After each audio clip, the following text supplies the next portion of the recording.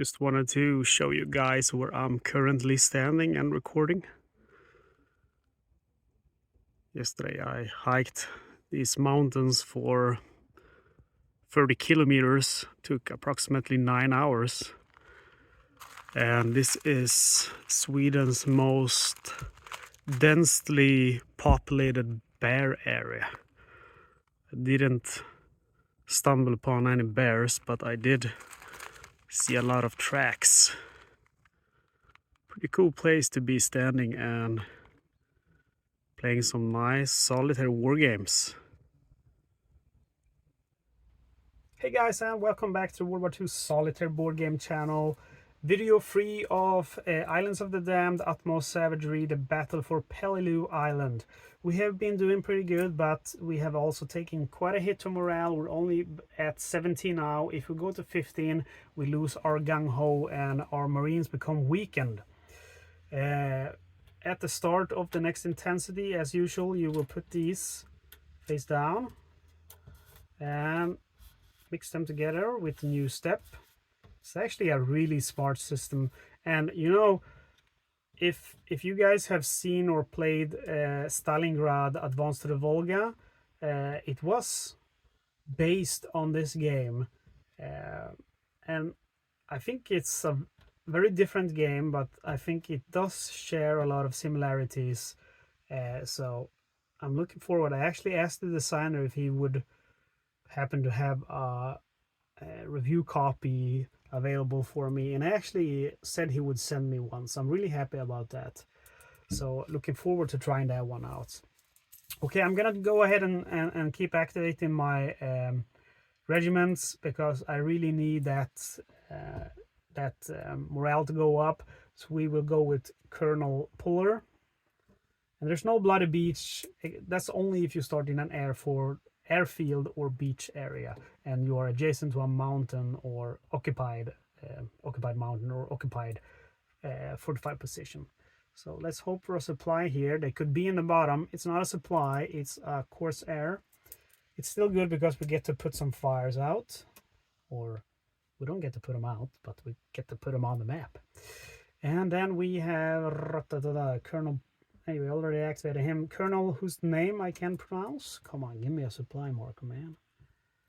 And it's support. And this is a bit of a problem now, because the stacking limit here is already at the max, and I have no battalion markers out here. So that actually means that I can't take any additional support. So that's a bit of a shame. I think actually I should go out in the movement now with one, just to keep them out there, so I can take support next time if I should draw that. And that's the end of it. So we can move again, and I will move out one of these for the same reason.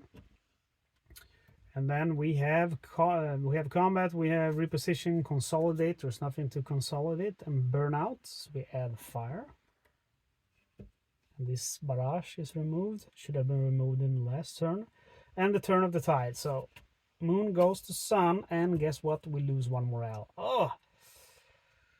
Okay, so I'm gonna go ahead and activate. Who should I activate? I will activate this one. Hope for supply. We get naval bombardment. We put some naval support on this one, and I'm not gonna attack, so we go with Colonel Harris. And I'm running out of time now. I can feel it. He gets support, and one thing you should actually do as you activate, and I forgot to do that, I'll just put this back here, and that is when you get into the third intensity, you should do army arrival phase before you do any bloody beach or draw time chart. So what you should actually do when you get to the intensity third, I forgot it, you roll a d6, You subtract it by the time chits that are already taken, and if it's 0 lower, the army will arrive. So for the first turn, I believe I draw the naval support, so 2 minus 1, it's still not going to be less than 0. So for the second attempt, I roll a 1, so then the army would actually have arrived. And when that happens is you don't actually draw a time chit. So the Corsair would not have gone out. So I put that back, and I put back the fires that we did. Sorry for that mistake. And the army arrives on any beach that you want it to arrive. So I'm gonna go ahead and put the army down here. And it starts with the 321st, and then you get the 322nd in the 4th attempt. Okay, so where were I? Yeah, I activated this one, so now I would get the Corsair, and I put 1 fire down here. And finally we have Colonel Puller, and we get divisional support, and I'm gonna go ahead and give him a pioneer. And that's going to be the end of the turn. We're not going to attack because we will lose too much morale, I think. Should I attack this one? Now it's like that I have to decide, do I want to go for it or not? Because if I do, I will fight without gung-ho, but if I don't, I might be running out of time. It's not an easy decision, to be honest. Okay, I'll give it one more time. Okay, so that's the end of the battle phase or the activation phase. I will move. See here, I'll move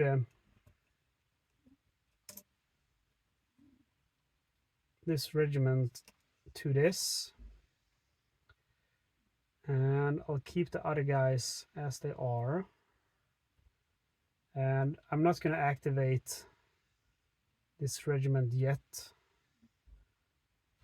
And we go to the moon now. We should add fire as well before we do so. Oh yeah, there should be a third fire over here. Okay, so we are in a new turn, and it's the night. And I think I'm just gonna have to attack. I can't delay any longer. So I'll activate this colonel. Hope for a supply. Yes, we finally got that supply. Let's hope for a roll of 6 now. We got a 1 and a 2, so we gain 2 morale. Okay, that's it. We have to push now. We can't chicken out any longer. So I attack this area. See how many.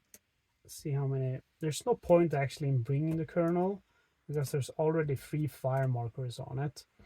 So we remove 1 morale, and it's a sniper's nest. And remember, if there is no colonel or battalion commander, you instead treat it as a night ambush, and if it's the night, you lose 1 morale. So I can see how I should instead have attacked in the last turn. The pioneer brings 1 fire, by the way. So it's a combat value of 4 minus 3 because of the 3 fires. So that means his combat value is 1, but we still want to roll a 6. Roll a 5, a 2, and a 4. So we'll save the 5 and re-roll. We should actually re-roll all of them because all I need to roll to win without taking hits is 2 or higher. And this time we were lucky with 2 6s, so we gain 1 morale. And we eliminate the sniper's nest with a 4 in combat value. So we only have 1 more sniper hiding in the jungle. Or actually, no, that's the last one. So now it's going to be 1 coordinated fire and 1 fanatic defense left. And that's not too good, but it is what it is. Okay, I will activate Colonel Puller and draw a time chit for him. And it's supply, thank God. We get to roll 2d6 and hoping for a better number this time. We have been really unlucky. And we get a 4, can't complain. 1, 2, 3, 4. And then we go ahead and increase this by 1 with our last point. And now I'm actually, let's see, in the jungle we have a fanatic defense and oh, there's 2 fanatic defense left, I think. Maybe 1 sniper's nest or coordinated fire. So it doesn't matter if it's night or not, we're gonna have to attack. So these guys will attack over here.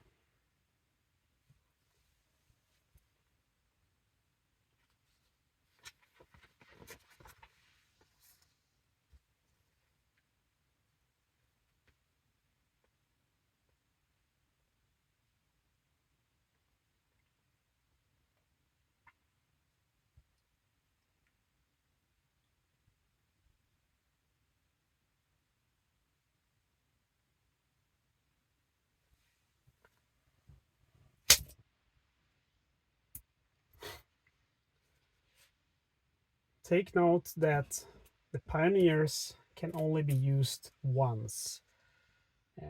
So you turn him like this to indicate that, even if the armor can attack twice. Okay, so we decrease our morale by 1.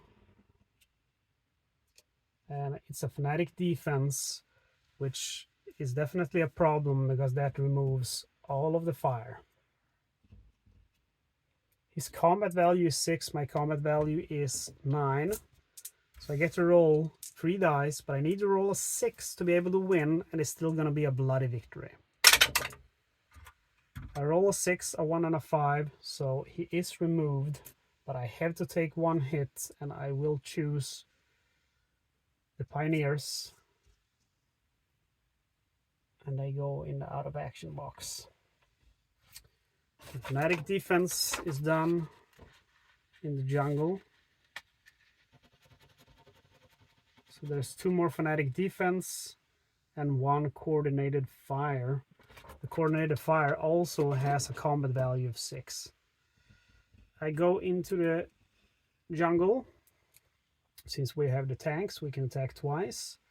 And we decrease our morale by 1 as we reveal the counter. And it's a coordinated fire.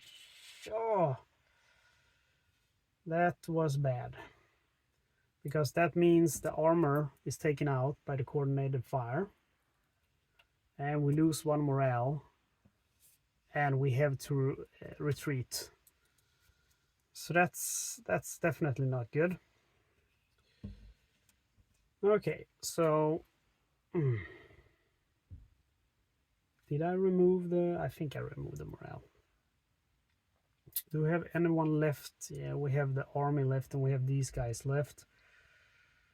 Okay, so I'll activate Colonel Harris. Draw a time chit. And it's naval support. We're not adjacent to anyone we can attack. So I'm just gonna leave it be. And let's see, fortified positions, we have 2 snipers left, 2 coordinated fire, 1 night ambush. So I think we're gonna go ahead and attack. There's a 50% chance to get a sniper, so I'm not gonna bring the commander into the attack. These 2 will attack by their own. Decrease morale by 1, and it's a coordinated fire. We have a combat value of 7, so first we take a hit, and then we lose the battle because we can't beat 7.